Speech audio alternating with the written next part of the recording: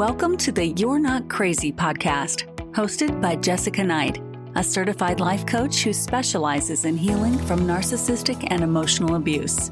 This podcast is intended to help you identify manipulative and abusive behavior, set boundaries with yourself and others, and heal the relationship with yourself so you can learn to love in a healthy way.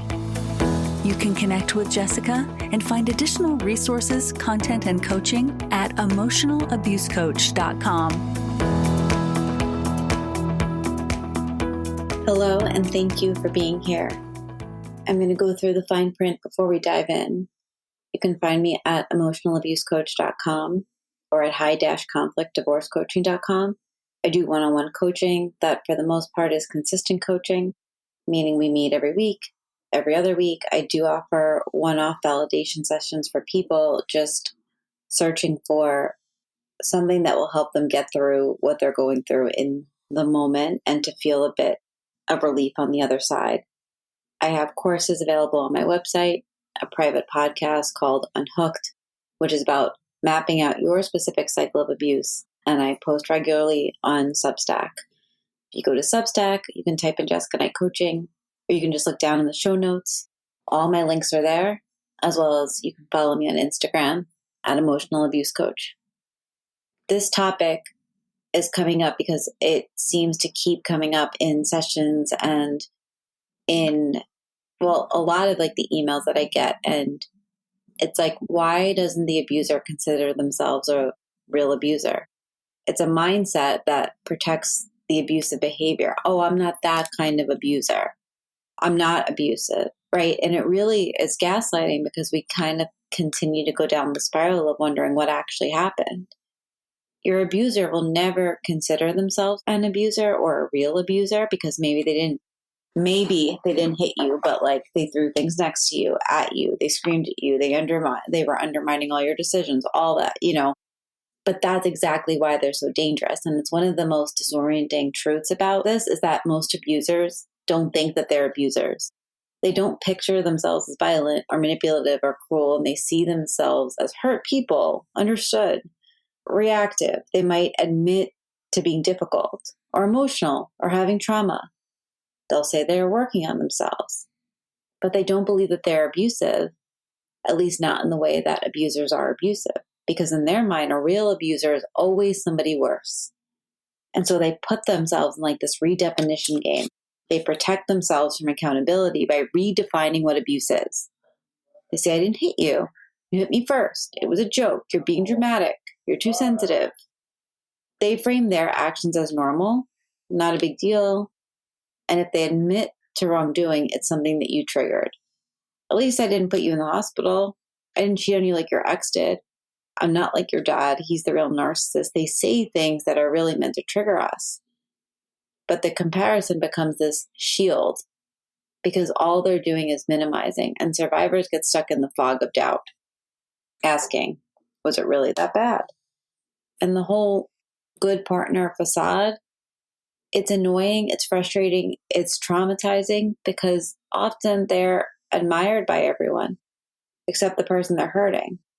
So in public, they'll open the car door, bring you flowers, speak about therapy, mental health, go see your family. They're everyone's favorite.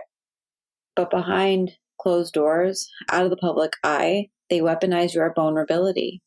And it's part of the whole entire strategy because that contrast of who they are in publicly and privately, it serves a purpose because it keeps you discredited, keeps you silent. When you speak up, people look at you sideways like him. He's so nice. And that's the trap. They don't need to fool you. They need to fool everyone else. And that's the isolation, the feeling that no one would believe you even if you screamed. That's all part of the abuse. It's the stage that they built around you, just convincing you that they're not bad enough, so you stay. And then when they finally can't get out of that little spiral or that little box that they put themselves in, it turns into the you're abusing me by leaving play. And this might be one of the most manipulative yet under-discussed tactics. When you finally start to pull away, stop explaining yourself, go to block them, They flip the script. You're hurting me. You abandoned me. You're cruel to me. You're the abuser. And suddenly your boundary becomes an injury to them. Your silence is now evidence of some wrongdoing. So they'll say, you can't cut contact with me. That's emotional abuse. Ghosting someone is just as bad as hitting them. Or they'll start using therapy words to avoid accountability. Like, I think you're gaslighting me. And it works because you're the kind of person who doesn't want to be cruel. So you start to question your choices. You hesitate, you soften, you let them back in because they made themselves the victim. But this is the truth of it. They said cutting contact was emotional abuse. They said boundaries were punishment. But protecting yourself is not cruelty. They're just defining it as that. It's actually survival for you. Some abusers even know about trauma. They've read books, they've been to therapy. They can use the words like nervous system, inner child, boundaries, attachment. I've had someone say to me, you're dysregulated right now. Let's not talk while you're spiraling. But I was dysregulated because I was in a 5-hour disagreement I was trying to get out of for 4 of the hours. You're projecting your past onto me. That's one of my past abusers' favorite words to avoid accountability for how they were treating me in the moment, because that didn't matter. All that mattered to them was how I had a past history of trauma. This is your avoidant attachment making you shut down. Those are not sincere reflections. They are deflections, coded in some language that sounds smart and therapeutic, but it confuses you because you are usually the person who's desperately trying to do the work. And when someone throws your healing back in your face, it can feel impossible to name what's happening.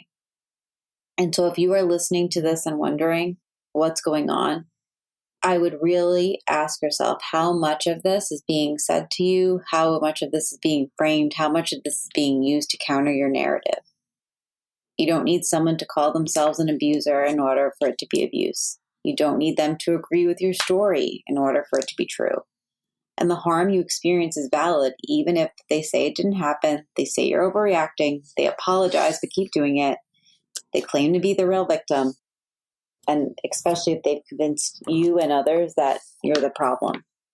And a lot of times people will confuse guilt with change. Being guilty, feeling guilty, it's easy. It's almost automatic sometimes, but real accountability sounds like I harmed you. I take full responsibility. You don't owe me forgiveness. I'm changing my behavior, not just explaining it. If they only reflect when they fear that they are losing you or when you're angry or when someone's watching, that's not a reflection. That is their strategy. And so the feeling of abuse doesn't need their approval, their buy-in. It can be your partner. It can be a coworker, a boss, a parent, a best friend. It could be the person that says, I love you, while continuously eroding your sense of self.